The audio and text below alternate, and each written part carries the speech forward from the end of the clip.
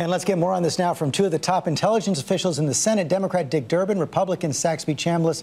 And Senator Chambliss, let me begin with you. You're the vice chair of the Intelligence Committee right now. Would it surprise you if it turns out that what Mr. Greenwald is reporting there is true, that low-level officials have that kind of capability to read emails, internet traffic, listen to phone calls?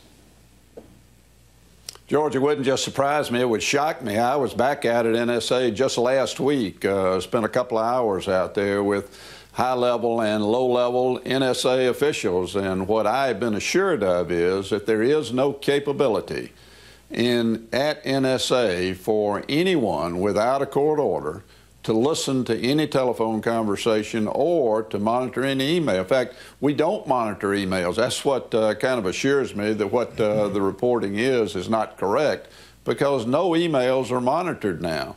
They used to be, but that stopped 2 or 3 years ago. So I feel confident that that there may have been some abuse, but if it was pure accidental. Senator Durbin, first of all, do you agree with that? And second, we also want to talk about that vote referenced by Glenn Greenwald, that close vote in the House this week where the NSA bulk collection program did survive, but some of your Democratic colleagues are going to be pushing to end it in the Senate as well. Where do you stand on that? I can tell you, George, that this was an amazing vote. We came within 6 votes of challenging an intelligence operation. That doesn't happen very often, hardly at all. It's an indication of a healthy democracy where the oversight of Congress on even security issues is important. The last time I called this same issue for a vote, amendment I offered the Senate Judiciary Committee, Senator Mike Lee, a Republican of Utah, and I co-sponsored it. Only one other senator joined us in that vote. It's clear that the sentiment is growing for oversight.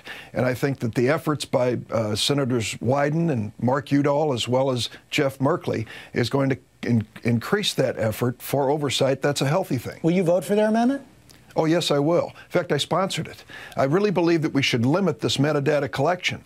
The notion that we're going to collect all of the phone records of everyone living in an area code on the off chance someone in that area code may be a suspect at a later time goes way too far. And there should be another step here. These FISA courts, there should be a real court proceeding. In this case, it's fixed in a way. It's loaded. There's only one case coming before the FISA court, the government's case.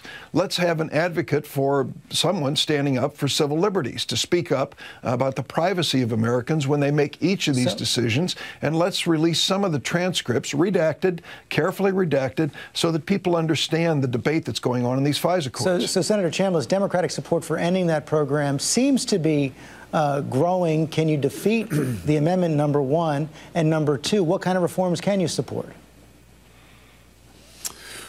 Well, certainly it's good to have a healthy debate on this issue, George. I agree with Dick that the right kind of oversight is absolutely necessary. And we've got oversight now of this program, both by the Department of Justice, by NSA, by the FISA court, by the intelligence committees, by the Judiciary Committee. Let me tell you, there is no other program in the intelligence community that has as much oversight as this one, because people deserve to have their privacy protected. And I do think that we're going to have to make some changes to make things more transparent. Whether we should go as far as what Dick's just alluded to, I'm not sure, but what that jeopardizes the program. And let's don't forget, we've got to reach the right kind of balance, George, between protecting Americans and giving 100% protection on the privacy side. We should never invade any American citizen's privacy. But we've also got a responsibility as policymakers to make sure that our intelligence community and our law enforcement community has the tools with which to provide the kind of protection that we've had since 9/11. If we'd have had this program pre-9/11, we now know that there's a good chance we would have intercepted the phone calls between one of the 9/11 hijackers in San Diego, Al-Midhar, and a safe house that he was calling in Yemen. And we were monitoring the safe house, but we weren't monitoring calls coming out of the United States. Section 215 would have picked those phone calls up. Who knows what might have not have happened on 9/11 if that had been the case. I want to get to another story breaking over the weekend, that violence in Egypt, up to 80 people dead right now after the military has cracked down on those protesters in the Muslim Brotherhood. Senator Durbin, is it time for the administration to take a different tack, to take a tougher tack now with the military regime, maybe even threaten more penalties or economic sanctions? This is a very delicate time in Egypt. Clearly, they are searching for leadership and stability. The events over the weekend don't help at all. We've had a positive relationship between the United States and the Egyptian military. I want to maintain that. But we should make it clear in Egypt, as we made it clear in Libya and in Syria, that firing on your own people is unacceptable by any government. And in this situation, if it's established that this came from government sources, it appears it did, then we've got to make it clear to the Egyptians that's unacceptable conduct. Senator Chambliss? Well, it's further proof, George, that going from a dictatorship to a democracy is very, very hard. And we do need to make sure that there is some sort of peaceful stability in Egypt. Exactly what the role of the United States should be there is difficult to determine. They have been our ally for decades, and here, all of a sudden, we're seeing a move in the right direction, a move towards democracy.